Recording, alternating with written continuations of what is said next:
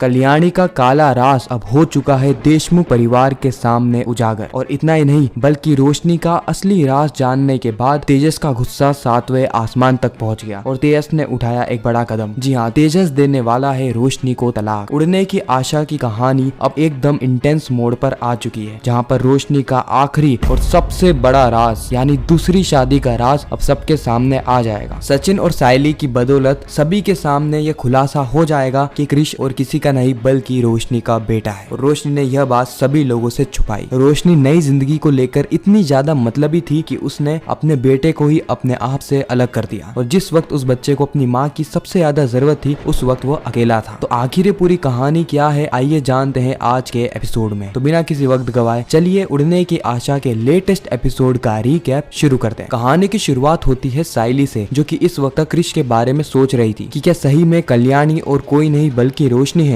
क्योंकि डिटेक्टिव सचिन और डिटेक्टिव सायली के मन में एक अलग ही वहम पैदा हो चुका है। इन्हें ऐसा लग रहा है कि रोशनी और कल्याणी, इन दोनों का दुबई से कनेक्शन और इन दोनों का एक साथ में कभी भी दिखाई ना देना, ये इस बात का संकेत हो सकता है कि कल्याणी ही रोशनी है। क्योंकि रोशनी के इतिहास के बारे में किसी को नहीं पता, वो किस परिवार से आती है और तेज से शादी करने से पहले वो क्या करती थी, यह बात अभी भी सभी के लिए एक मिस्ट्री, एक सस्पेंस बनी हुई है। और रही बात क्रिश की असली आई की यानी कल्याणी की, तो उसका भी दुबई से कनेक्शन होना, उसका भी कभी भी क्रिश के सामने ना आना और कभी भी अपनी रिस्पॉन्सिबिलिटी ढंग से ना निभाना, यह सारे ही लक्षण कहीं ना कहीं रोशनी से मिलते जुलते लग रहे हैं। लेकिन अभी भी सायली के पास कोई ठोस सबूत नहीं होता जिसके चलते वह यह बात साबित कर पाए कि रोशनी ही कल्याणी है, क्योंकि क्रिश ने तो यह बताने से ही साफ इनकार कर दिया है कि उसकी असली आई कौन है। और जैसा कि हम जानते हैं कि रोशनी जब क्रिश से मिली थी उस वक्त रोशनी ने क्रिश को साफ तौर पे कह दिया था कि तुम्हें तुम्हारी आई के साथ हमेशा रहना है ना क्रिश, इसलिए तुम्हें मेरा राज सचिन और सायली को नहीं बताना होगा, चाहे कुछ भी क्यों ना हो जाए, तुम्हें मेरा राज उजागर नहीं करना है। किसी को भी पता नहीं लगना चाहिए कि मैं ही तुम्हारी आई हूँ। बेचारा क्रिश जैसा मासूम बच्चा रोशनी की चाल को समझ नहीं पाता है और अपनी आई के कहने को मान लेता है, जिसके चलते वह सचिन और सायली को यह नहीं बताता कि जिस घर में वह आया है उसी घर में उसकी असली आई रहती है। रोशनी के लिए यह खेल बहुत ही ज्यादा भयानक होता चला जा रहा है। और जब भी सचिन किसी ना किसी चीज का एक्सपोज करता, यानी इससे पहले जब सचिन ने रेणुका की नकली समाज सेवा वाली चीज को एक्सपोज किया,